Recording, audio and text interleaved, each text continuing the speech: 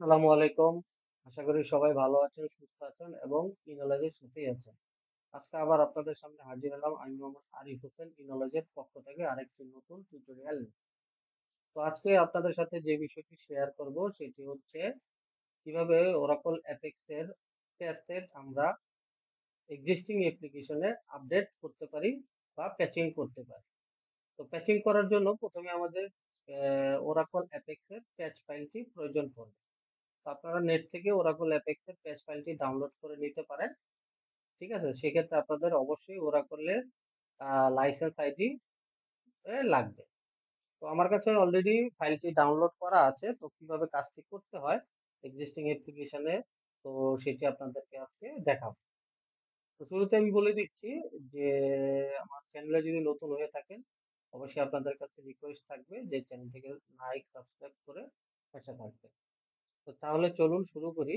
তো শুরুতেই আমাদের যেটি করতে হবে এরকম একটি ওরাকল অ্যাপেক্স এর প্যাচ সেটের একটি নাম্বার থাকবে। সেই নাম্বার দিয়ে আমরা অনলাইন থেকে আমাদের প্যাচ ফাইলটি ডাউনলোড করে নিব। তো ডাউনলোড করার পরে আমরা ফাইলটিকে যেটি করব এক্সট্রাক্ট করে নিব। তো এক্সট্রাক্ট করা হয়ে গেলে এখানে জেনেরিক ফোল্ডারের ভিতরে প্যাচ সেট নাম্বারের ভিতরে আমরা ঢুকে যাব। ঢুকে গেলে এখান থেকে আমরা যেটি করব সিএমডি তে যাব সরাসরি। সিএমডি তে যাওয়ার পরে এখান থেকে আমরা আমাদের ডেটাবেজে কানেক্ট হব। তো আমরা প্রথমে ডেটাবেজে কানেক্ট হই এসকিউএল প্লাস নো লগ দিয়ে। এখন এখানে যেহেতু আমি 19c ডাটাবেসটি ইউজ করতেছি এবং পিডিবি মোডে, তো আমার কাঙ্ক্ষিত পিডিবি যেটিতে আমি ওরাকল অ্যাপেক্সের প্যাচটি আপডেট করতে চাচ্ছি সে ডেটাবেজে ঢুকে যাব। তো এখান থেকে আমি যেটি করব যে প্রথমে আমি প্যাচে কানেক্ট হব। তো ডেটাবেজে কানেক্ট করব। তো ডেটাবেজে কানেক্ট করার জন্য আমি যাব সি মাই পিডিবি, ঠিক আছে, এস সিএসডিবি এ। তো এখানে আমি পাসওয়ার্ডটি দিয়ে দিলাম। এখন আমরা চেক করার জন্য পিডিবিসটি দেখতে পারি।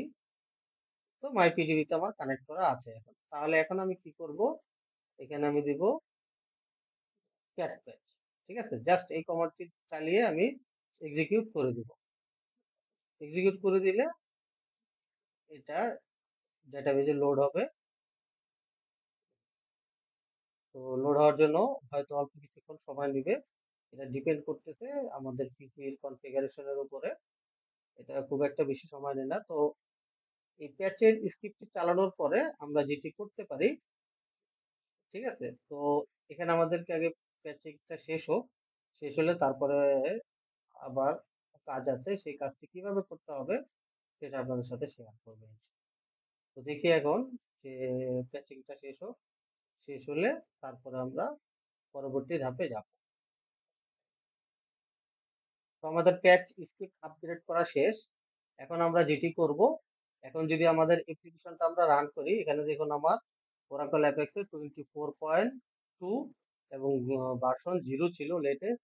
তো এখন আমরা যেটি করব এটাকে রিফ্রেশ দিব। রিফ্রেশ দিলে দেখবো যে আমাদেরকে ভার্সন চেঞ্জ হয়ে গিয়েছে কিন্তু। ঠিক আছে? তো আমরা একটু লগ আউট করি। লগ আউট করে দেখি এরকম একটি এরর কিন্তু আপনারা পাবেন। ঠিক আছে? তো এই পরবর্তী কাজটি আমাদেরকে যেটি করতে হবে, এই প্যাচ সেটের সাথে আমাদের এখানে একটি ইমেজেস ডিরেক্টরি দেয়া আছে। এই ডিরেক্টরির ভিতরে সকলগুলো কপি করে, যেহেতু আমি ওরাকল অ্যাপেক্স এর ওআরডিএস এর মাধ্যমে এবং টমক্যাট এর মাধ্যমে চালাচ্ছি, আমি এই টমক্যাট এর ওয়েব ফোল্ডারে চলে যাব সরাসরি।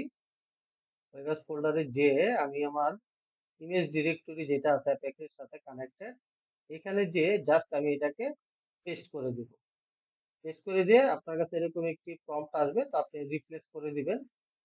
রিপ্লেস করে দেওয়ার পরে এখন আমরা যেটি করব আবার একটি রিফ্রেশ দিব। রিফ্রেশ দিলে দেখি আমাদের এররটি আসে কিনা। ওকে, নাও। আচ্ছা, তারপরেও আমার এররটি আসতেছে। তাহলে আমরা কন্ট্রোল শিফট আর চাপবো। আর চাপলে এখন কিন্তু আমার আর এই এররটি আসতেছে না। তো এখন আমরা যদি যাই তাহলে দেখব যে অ্যাপ্লিকেশন তো অলরেডি আমরা দেখেই ফেলেছি যে 24.9 আমাদের হয়ে গিয়েছে। তো 24.2.9। ঠিক আছে? তো এভাবে আপনারা চাইলে কিন্তু একটা প্রোডাকশন লেভেলে অথবা আপনারা ডেভেলপমেন্ট মোডেও আ এই কাজটি করতে পারেন। Oracle Apex এর প্যাচ সেটটি আপগ্রেড করে নিতে পারেন। সেক্ষেত্রে আমাদের এক্সিস্টিং অনেক বাগ থাকে। সেই বাগগুলো কিন্তু অটোমেটিক্যালি রিমুভ হয়ে যাবে।